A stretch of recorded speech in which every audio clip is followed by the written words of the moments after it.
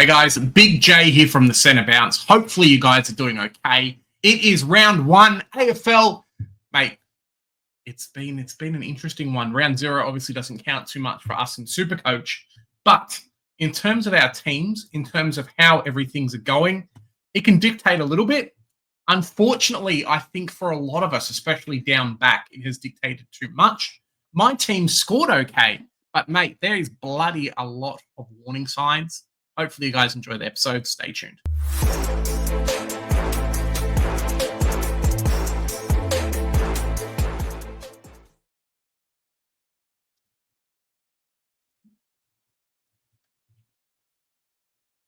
This week, we scored 2207.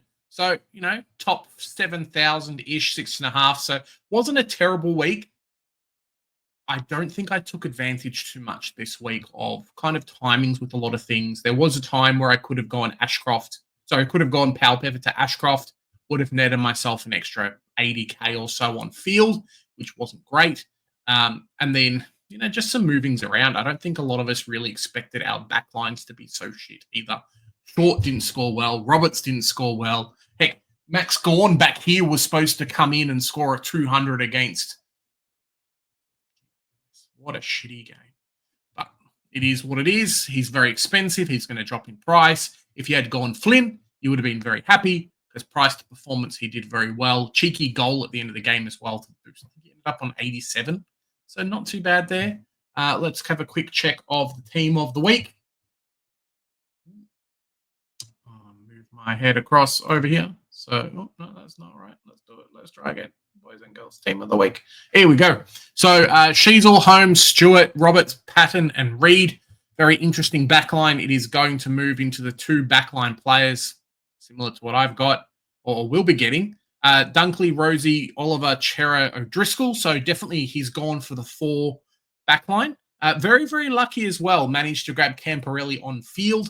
Bo Allen did come in. Just, you would have assumed Finn O'Sullivan would have scored more than a 51. Unluckily, he didn't. Cherry DeConning. So, pretty simple there. Nice to see Boyd actually scoring some points too. Hopefully he stays in the best 22 for all of our sakes in the cash gen. And then Bailey Smith are probably the big ones for him. So Flynn there, fantastic 87. Ended up having the Dunkley 173. And then the 2 really, I'll call them the 2 big scorers from this week. Yeah, mate, if this guy had Zorko in his team instead of like a Tom Stewart, 2,400. Easy. And probably could have facilitated the cash down a little bit with that. So a little bit unlucky. But let's check out how my team is going. So we're just fiddling around with the formatting. Sheasel, Zorko, Short. So this is what I was saying before about the backline just not firing. These 2, okay. Sheasel was very lucky to hit the 106. He will drop in cash. If you did not start him, okay. North Melbourne, I don't know, man. They're an interesting team, especially with a few more guys in the backline being injured. So we'll wait and see what happens with that. Zorko backline, fantastic. Was a bit slow for a little while. And then I think he kicked a couple of goals. And then, he wasn't slow anymore. Jaden Short, 83. Was looking for probably a 120 or so from him during the game. Obviously, Carlton lost. They got smashed. And, that was kind of showing by his scoring. He just was on 75, I think close to just after half time. And then that was it, really. Got a couple of touches, did some silly things, and then ended up on 83. Another one who did some silly things is Matt Roberts. I don't think he's going to be a keeper for the whole time, unfortunately. 95 this week, 109 average. So there definitely is some things, but Blakey stole all of his points, and it really sucks. Perryman, another one who sucks. Yeah, 62. Get in the bin, Perryman. Oh, where is it? Get in the bin. It's going to feature a lot this year. Just the way I was so disappointed. I hate being disappointed with Supercoaches, and this back line is atrocious. I need to fill these 2 positions as quick as I can. Unfortunately, at the moment, all the rest of my cash gen needs to go on here because there's a few crucial rookies that I must have, which means that, hey, I'm going to miss out on these. These guys can score me hundreds. These ones will score me 50s. It is going to be the first upgrades I get are going to go into them. So we'll wait and see for that. Hopefully, you guys can't see the thing. Luke Trainer, fine. Cool. On a 50, I think he was underscored. His DT was a lot higher than what he was. Let me quickly check. Not the Eagles versus Roos. His DT was a lot higher. Did some really nice things and seems to have cemented himself in the position, which was very nice. Same Sam Laylaw as well did well. Yeah, so 62. I think he was even underscored for that too. I remember there was an intercept, a mark, and then a kick, and he got -1 points. So, whatever. Works out quite well. Patton, yeah, he could have ended up in my forward line, which would have fixed a lot of problems considering Perryman needs to go this week, but he did not start there, and he started on the bench and 43. So I managed to get the best performing rookie in the backline that I had, but the backline rookies are all poopy, so it doesn't really work. Jordan Dawson, a bit hard done by, got tagged during the end of the second into the third quarters. Kicked a couple of goals. I was hating the pick, wondering why did I not grab a Dunkley who just popped out a 170. At the moment, I don't mind it. So yeah, he'll end up M8 or probably the flex at some point, and we'll see what happens. Connor Rosie, 128, happy there, best scorer in the team. Port Adelaide got smashed, so yeah, it's not good there. Oliver, 93, definitely warning signs for him. Break even of 74. So he will make a little bit of money, but it's looking like he's not going to be the keeper that we want. As a super coach, I hope he has a big week. As a North Melbourne fan, I hope he doesn't have a big week. So we'll see what happens there. Chero, 106, definitely went missing for parts of the game, but scored decently enough for what he was. If he ends up 550k, I think we'll be pretty happy with that. Callahan, I think I got suckered a little bit into the pick. Unfortunately, I had forgotten as well that he did have the buy now. So I wanted some price rises, but I can't have them. Finn O'Sullivan, 51, not happy. Potentially he's gone this week or next. I've kind of decided I have to make some early trades, potentially 6. But I'm just upgrading spots on field and then banking the cash, getting in better rookies who are going to score better. That might mean Finn O'Sullivan goes next week. There's a certain Melbourne rookie called Xavier Lindsay, who I am looking for. So we'll wait and see what he does next week against North Melbourne. Is he in my team for round 3? I think he might be the one. O'Driscoll, I was very hesitant on the pick. 91, pretty happy. And then Sardis, who just, played 50% game time, scored a 50. Cool. Seemed to score that in the second half of the game. It wasn't great. Like, if you have a look, Hawthorn smashed them. I think Hawthorn gave up a little bit. He just didn't look great. Where is he? Not Nick Martin. 50. So I can't even find him on the score sheet.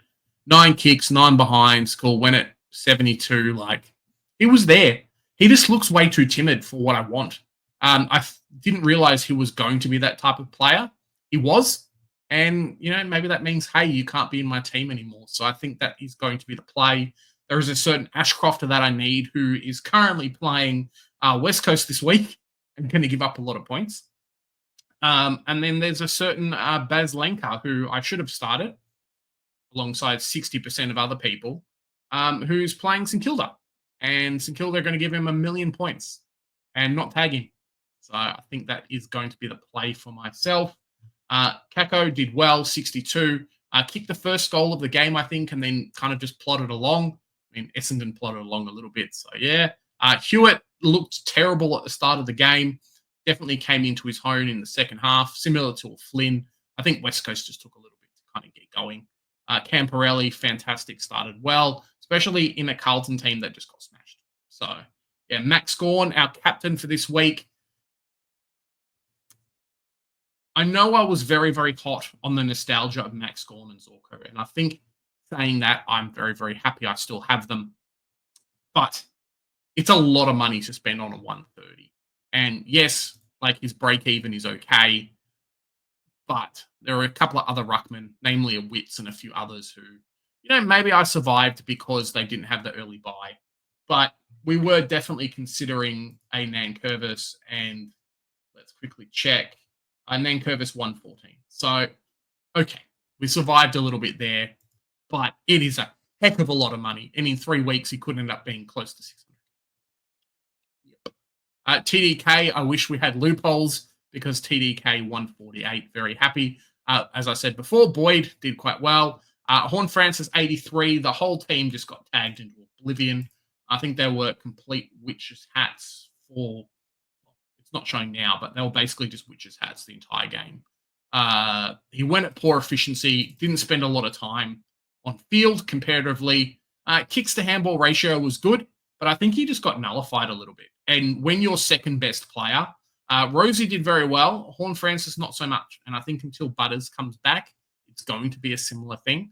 Congrats to those who started Farrell, who started Finlayson as well. Did very, very well for their prices. Rankin, phenomenal player. He's the one that I said, hey, I have to get into my team. It's going to hurt me if I don't have him. Cool, went big. Jack McRae, everyone has to have Jack McRae. Caleb Daniel is one to watch a little bit. In the Melbourne versus North game in the preseason, the one that was like 3 games before this, so now they're playing Melbourne again. He pushed really high up the ground. And in this game, he pushed really, really high up in the ground. Like, I don't think the kick-out numbers are up yet, but we'll talk about it on Monday in the live stream. Yeah, it's not warning signs because he's 269K, but it is a little bit. Hopefully they use him the positions they need him in because kick to handball ratio is fantastic. I think he's trying to play a better style of football than what North are used to. And I think that's kind of affected O'Sullivan, a few other things. The back line was in shambles, hence a lot of the score because the forward line was okay this week. Pal Pepper, 18, get in the bin. As I said at the start, I wish I had the chance to go back again and swap him to Ashcroft. If I did, I would be very, very happy. It's just a wasted trade and never again for me. No one's picking Quinton Narkle. No one's picking Jack Martin. Why did we get suckered into Pal Pepper? Like, cool, if he turns out okay, I've missed out on the pick, but it just hurts. Davidson, 39, not too happy as well. Potentially could end up having, maybe not, Stone being out after the poor performance, Davidson out after the poor performance, and then we end up with like a Johnson playing and 2 dead rookies on the bench already, heading into like round 4, which isn't great. And then Nevitt on the flex. So, yeah, kind of story for the team at the moment is I wish I had better players. I wish I had, a full back line. Could have gone a full forward line and then just gone 4 guys here and probably a cheaper ruck. Maybe a Flynn or someone, and we would have been happy. Yeah, it's just these guys don't score much money and I have to bring another one in, which isn't great. This week, Perryman goes. This week, I've had a bit of a play around with it. I think Sardis goes and Pal Pepper goes. I'm going to bring Riley Bice into the team. I think he plays a very good role for them, off halfback/wing. McInerney could be out for a little while as well, which might influence his job security. I can afford Pryor, so if he's not named, I can get Pryor in, who does have the later buy. He's just 50K more expensive, so it's not great. We are going to go. I almost put Baby Ashcroft in, but no, he's not Baby Ashcroft. He is Levi Ashcroft. Scored very, very well. Was the sub. Hopefully, I don't think that's going to affect him too much. I think the coach will be a bit nuts if he just keeps him on a sub. Looked very, very good in the team. Looked very good on field. One thing I noticed from the preseason game, which I was like, hey, why is he the sub? Is that they look to pass to him. I think the other Ashcroft gets a bit more free reign in terms of what he does on field, but then ends up getting a bit more accountable. Whereas Levi's like, cool, we'll look for him. We like his kicking. He can do this. He can do that. He can do this. Yeah, it looks quite good. And then I'll go Bailey Smith in the team. I think it's really hard not to have Bailey Smith. I think I probably should have started him. I'm spending boosts and correction trades just to get a better starting team, which hurts quite a lot. So, yeah, that is us at the moment. There's a lot of people who are going to jump on an SDK, going to jump on a few of these players. I'm more than happy if you guys want to do that. There's a lot of very good players this year in Supercoach. There's a lot of very expensive players and a lot of mid prices going bang. Like Freeja, 100. SDK, 100. Heck, half the back line. Let's just quickly have a look. Like half the Zorko, Houston, cool, no one cares about him. Bailey Dale, 127. Where did this come out from after not playing much preseason? Max Holmes, similar. Jake Lieberman, no one's bringing in. But you move the way down. Sam DeConning, massive score. Very good, very cheap. Just depends on his rucking. If he plays Harry Boyd this week, he could go big as well. We were talking about it in George's Discord if you haven't joined already. Just he's very good around the ground. Takes a lot of intercept marks, sets up a lot of things, potentially kicking goal here and there. So his ruck craft might not be the best, but he does a lot around the field. Frege are very good as well. And then you kind of just move down the list. Josh Worrell could be a sneaky pick at 450k. Took a lot of kickouts. Even a Kane Farrell scoring 100. Like we were considering, hey, Evans, Sin, a few others taking more of the kickouts, having a lot of that backline time. Farrell's definitely done that. And then your boy Lawson Humphreys. I know I didn't start him, but I would be very, very happy with the 97 as well. So that's me for the trades at the moment. Obviously, it's only Sunday. Things can change, but that's us. Let's have a quick sneaky look at some captaincy options. Moving my head around a little bit. I think 1648 is okay. Let's press optimize, see what we can get. 1654. I think TDK vice captain is very, very good. Just if he's playing on Thursday at the MCG, great game last week. Playing Meek, who gives up a lot of points, isn't as mobile. Well, sorry, he is quite mobile, but maybe isn't as good of a tap ruckman as TDK, who's got the height. Let's go swap Callahan into him. Well, I don't think I like the way that they've done this, so we'll figure it out after. No.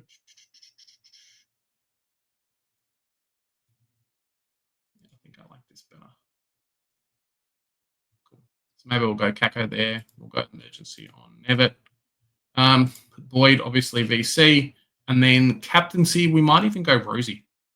I know Joe's been talking about it a little bit, but Rosie versus Richmond Adelaide should go okay. Where's Adelaide playing at the MCG? So it could be Jordan Dawson. You could go Max Scorn if you wanted to. Could go a few of these other players, but we'll wait and see for team sheets a little bit. Guys, that is my round one team. I'm advocating, hey, Big J, let's get all of our team reviews out on a Monday, even though bloody Supercoach opened at 10 o'clock today. Like, I've got to work. I can't stay up so late. Hopefully you guys had a great round one. Let me know down in the comments how you guys did. Live stream on Monday, 7 o'clock with the review crew. Members live stream on Tuesday, answering all your questions. I mean, you can answer questions on the review crew as well. Wednesday, probably have a look at captains, some players to bring in. Thursday, drive home. Some people like to do their team reviews during the weekend. We say leave footy for you guys. Worry about Supercoach after. So, guys, here at the Centre Bounce, we do the hard work, so you guys don't have to. Hopefully you had a good week. We'll catch you in the next one.